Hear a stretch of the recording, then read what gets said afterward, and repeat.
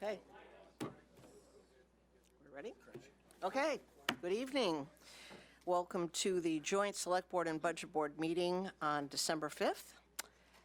And we will start with a call to order. Select Board members present. Want to just go down the line? Kevin? Sure. Kevin Tarian. Leslie Trenelange. Oops. Miriam Whitehouse. Lisa Pratt. And Budget Board members who are attending. You guys. Debbie Beal. Tom Wellman. Dick Moran. Don Hebert. Okay. And we also have Heather Balser, Brian Laverrier, Merton Brown, Chris Osterreiter. Karen is not here. Is Dan here? Dan Robinson. Is Chief Mackenzie here? No. Jerry Sheldon. Is Justin? No, I don't see him. And Steve Hoodlet and Chris Fogg.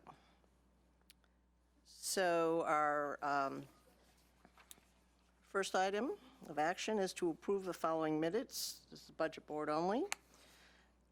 The Select Board Budget Board joint budget meeting of October 24th. That's what it was. The Select Board approved and signed these minutes at their November 14th meeting, and now the Budget Board's approval and signature are required. So I'll make a motion that we approve the minutes of the joint budget meeting of October 24th, 2023.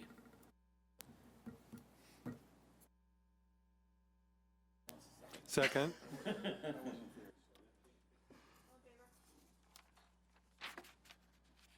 I'm going to withhold my, I wasn't here, so. I get it, but I kind of need you to approve because other than that. Oh, you want me to just say yes anyway? I watched it after the fact. I think it is okay to do that, even though you weren't here, as long as that you I saw it. either Yeah, I reviewed the agree. minutes I or agree. then it's I okay to vote. Past practice was if you weren't here, you didn't get to vote. I don't think that's a problem. Yeah. All that, okay. So you guys are all set.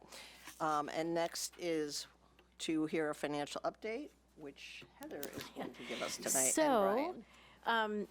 Our Kayla Tierney, our finance director, as we've discussed previously, and you've probably noticed, is pregnant, and she is out at this point on medical leave. So Brian and I are doing this presentation. We obviously worked with Kayla to put this together, so we're gonna do our best. We will not do as well as Kayla for sure, but we're gonna move forward.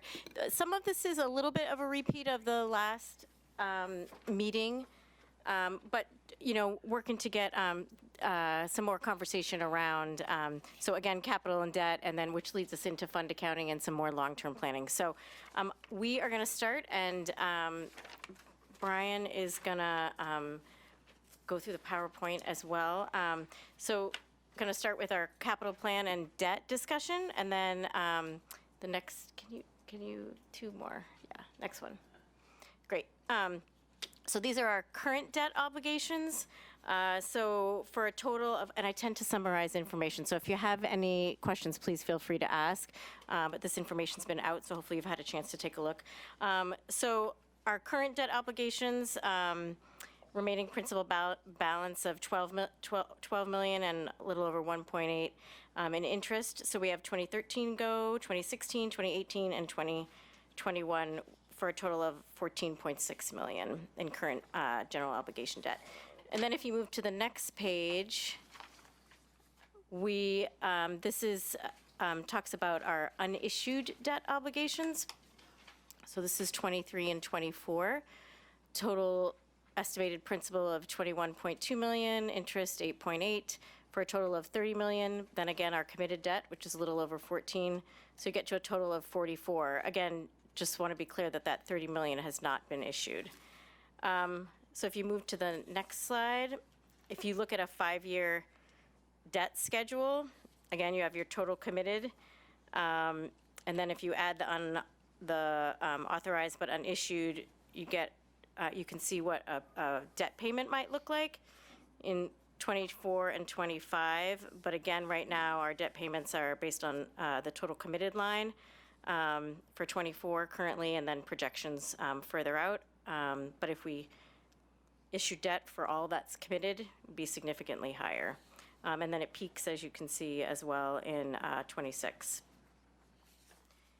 So the debt schedule kind of leads us into a conversation about the capital improvement plan, recognizing that that unissued debt, we have some capital obligations out there that we've discussed in previous budgets, you all, and what our long-term capital improvement plan is. So what is a capital improvement plan? Again, it's a multi-year scheduling of physical improvements based on our available fiscal resources and those that we anticipate to be constructed in the future. So it's a framework for decision-making, so we really understand what our long-term needs are, and it's typically updated annually as part of this regular budget process. So we will be moving into looking more closely at our capital improvement plan. And then again, the next slide kind of talks about why that's really important, so we can kind of get a complete picture of the town needs. Establish fiscal priorities, schedule major projects, look to, potentially smooth that out, understanding the best way to finance and debt, if that's necessary. Balance the use of funding sources. So again, really looking at whether those capital needs need to be bonded or not, whether we can use unassigned fund balance or cash flow that we may have to assist us in reducing the debt and meeting our capital needs. So again, coordinating the activities of town departments, assisting and implementing recommendations as it relates to the comp plan and the annual work plan, inform the taxpayers of anticipated future improvements. So again, really looking long-term to understand what our needs are, and arrange, and also provide opportunities for the public to comment on that program and those priorities. So, as we look Before we close- jump on, can we ask questions as Yes, we go yes, through? Or should absolutely. we wait? You can absolutely, you can answer questions, for sure. I just wanted to ask a quick question Yeah. on that. I just wanted to know if as part of the budget process this year, if there was any requirement or ask to start moving this along did the departments also bring up their capital improvement requirements as part of this? And have we captured any of that data so far this year?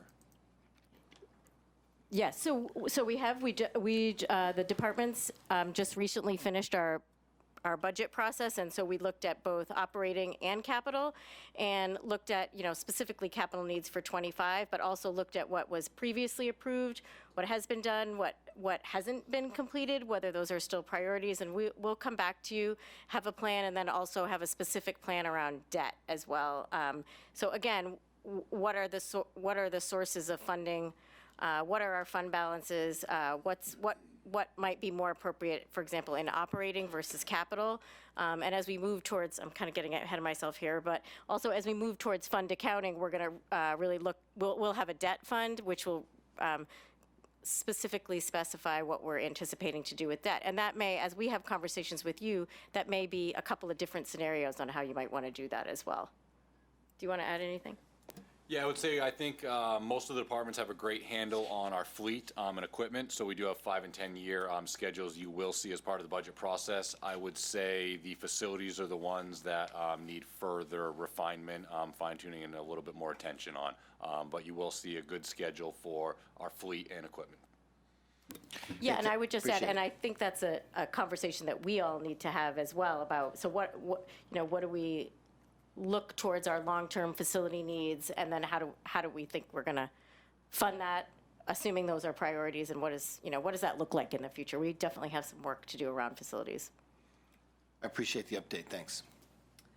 I think this might be the appropriate time to bring this up, but I have mentioned to Heather that the RSU is interested in communicating with us about these long-term plans with the same objective of trying to smooth out the impact on taxpayers. So will we be starting to talk to them at some point to get an idea of where they're going, what their long-term planning is? Sure. Yeah, and I think as we move through the budget process and we get closer to finalizing the budget, that'll probably be a time to talk about well, so here's what we plan for '25, and then as we continue to work on the capital improvement plan and facility needs, we'll continue to include them in what we anticipate for the future and timing. Just be helpful for the taxpayers. Yep, absolutely. So then the next slide. So again, so this is where Kayla would be the rock star, and I'm just going to repeat the slide. But as we look closely again at our capital improvement plan, we're moving more towards fund accounting, and that's specifically regulated by the Governmental Accounting Standard Board, which is GASB 34 and 54, which kind of specifies how you designate capital assets, and then again moving towards a debt service fund. In the past, we've typically included capital and debt together, and we really want to specify our debt service fund so we can really understand, again, what those long-term capital needs are and how we plan to pay for them long-term. So, so this is on this, yeah, so you have GASB, again, 34 and 54, and it kind of just spells out what that's supposed to be, and that's the extent of my knowledge on Governmental Accounting Standard Board principles. So, but then again, moving to the debt service fund, this, I think this is probably, this is FY '25. If you actually look back to a previous slide, the debt actually projected for '25 is a little over 2.3 million. So that's either a typo, or this might also be an example of, working to reduce your debt, recognizing that potentially you have some unassigned fund balance that you can address and bring down the need to issue as much debt as you previously anticipated. So again, it's really looking at all of those funds and understanding strategically what's the best way for the taxpayer, for the citizens to address our needs throughout the town. And then capital projects fund. So again, capital projects funds are used to account and report for financial resources related to capital outlays, include acquisition, construction of capital facilities, and other capital assets. So I think the point about this slide is that as we look at the budget moving forward, there are probably some things that used to be identified as capital which will move into operating based on looking at fund accounting and modernizing those funds. We're currently working on finalizing the '22 audit, and so looking at some of those things as well as we continue to finalize our audits as well, where items are capital versus operating. So, which leads us to the last slide, which is where are we going? So, implementation of a capital improvement plan on a 5-year and a 10-year forecast. Moving towards fund accounting, modernizing those funds, funding sources. So again, thinking about our funding sources that are available to us. So again, whether that's the debt fund, capital fund, general fund, TIF funds, special revenue funds. So really looking on how we can best utilize those funding sources. And then obviously that gets to tackling the debt. So examining the authorized but unissued and putting together a plan to either reduce, so potentially pay for some of those things up front, and then also looking at how do you finance that debt long term, and do you phase some of that? What makes the most sense, and also based on much higher interest rates as well. So which leads to long term planning. So that's kind of the highlights. Brian, is there anything you want to add? No, I think the biggest thing is kind of to go back to the authorized but unissued debt. That debt payment, were we to issue, I'll go back to it here, to issue all the debt, which we are looking at some possible interim financing on the highway garage, so this won't hit all at once. But if you go back to this slide, that impact is about a $2 million impact in 1 year to absorb all that debt for the payment that would be associated with it if it were all issued at one time. So that's just something to be mindful of as we head into budget season, because that's a pretty significant number. While we're on that, and then maybe this will come as we get more detailed into the budget, but I'd be curious to see what has been authorized but not yet issued. So basically, it's been the last 2 years' budgets. There's been no debt issued the last 2 years. Okay. 23 and 24. So there's nothing lingering from before then?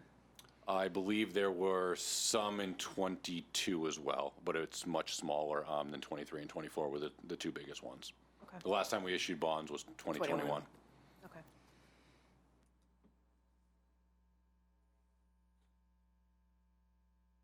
Any questions? That was really quick. See, I told you I was going to be quick. So the last piece is just, so we also included a draft proposed budget schedule. It's a little bit different than it's been in years past. So we're looking on February 8th for our first meeting. Prior to that, we would provide a packet of materials that's the complete budget. So you'd have the full budget for review, and then we would go through, per the schedule, and not within 1 week's time frame. We kind of, February and a little bit of March to tackle those individually, and then we'd look again at the full budget at that Thursday, March 14th date. And again, this is our best guess at this point. So sometimes, you have babies and things. So yeah. So, but this is our best guess right now. So if you could try to put these in your schedule, anticipate that. When we'll have a better idea probably in January, and we'll let you know for sure. But this is the planned schedule for now. And one last point I'd like to make is, I think as we put the budget together for 25, it might be hard to track if you look at previous years, because we will be moving some things that were from capital into operating. Of course, then your capital fund will go down, your operating will go up. So there's some of that, recognizing what we really feel is capital versus operating. So we'll be sure to be clear about that and track those changes, so you can see what we're doing. Yep.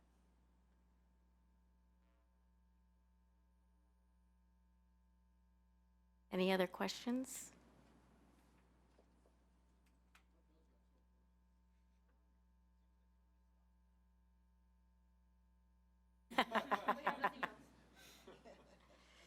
Yep, we definitely need to tackle that debt, for sure.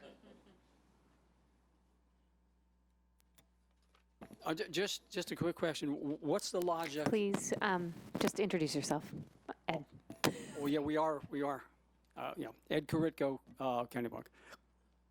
What's the logic in spreading the budget process out into March? Oops. There's always been lots of time between March and when you see it at the final public hearing, typically in May. And so it seemed like an opportunity to give folks more time to look at each piece of the budget. So it just seemed to make some sense. Yeah. So, and as we go, we have a number of meetings on here, example for expenditures. We may get through those in 2 meetings and be able to push a bunch up or cancel some. So I think it's pretty fluid. Okay. Yeah, I was kind of assuming that, but I thought, was there something else behind that? Thank you.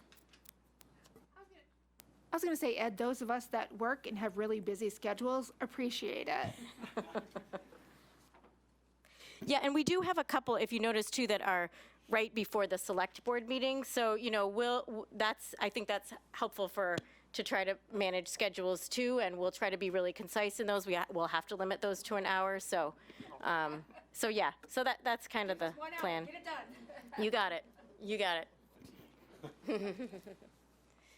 And again, I think the other piece is by February 8th, you'll have the complete budget. So you'll always be able to go and refer back as we go through this too, and as questions come up along the way. So.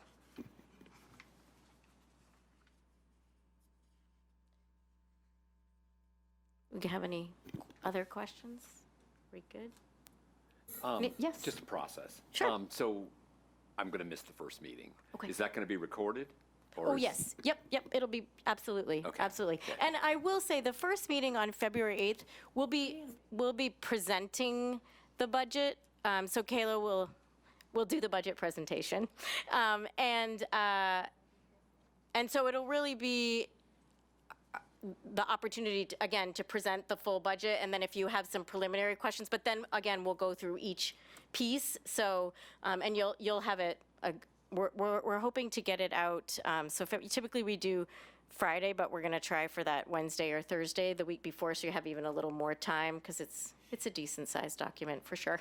So, prior to the February 8th meeting, so, yep. No worries. We'll have lots of other meetings you can come to.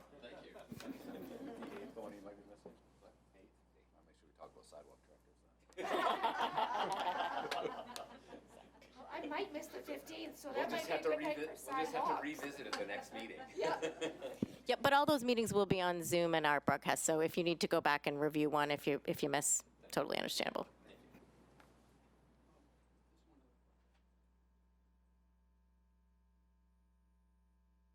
Yeah, Ed Karitko again.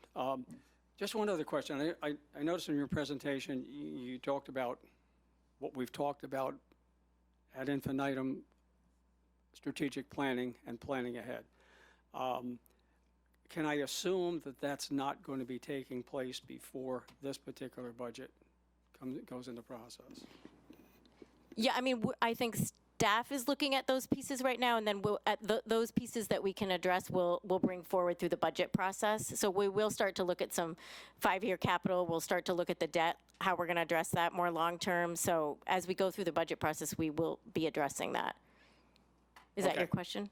Well, it kind of answers the question, because it's, I understand you're going to look at how you're going to address it, but I think there's a bigger concept here, and that's what's going to be the big picture in the future as to how you're going to address all capital expenses.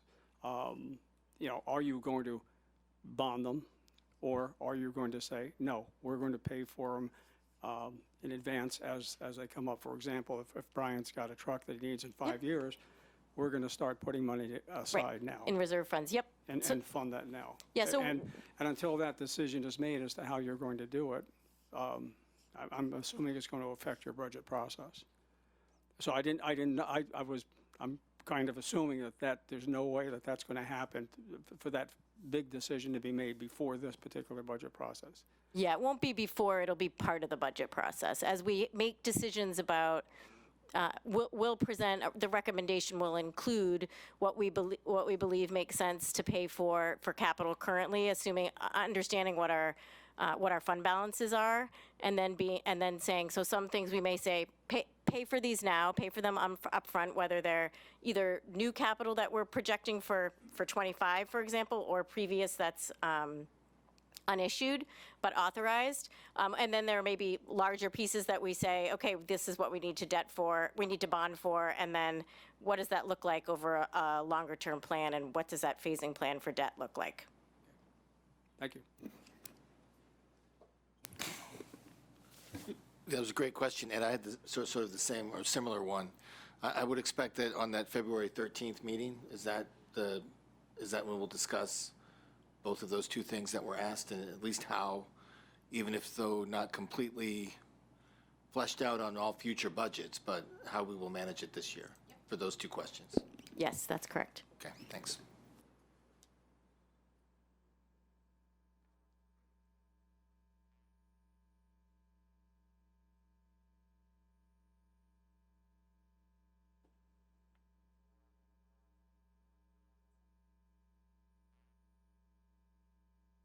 All right, if there are no other questions, I'll ask for a motion to adjourn.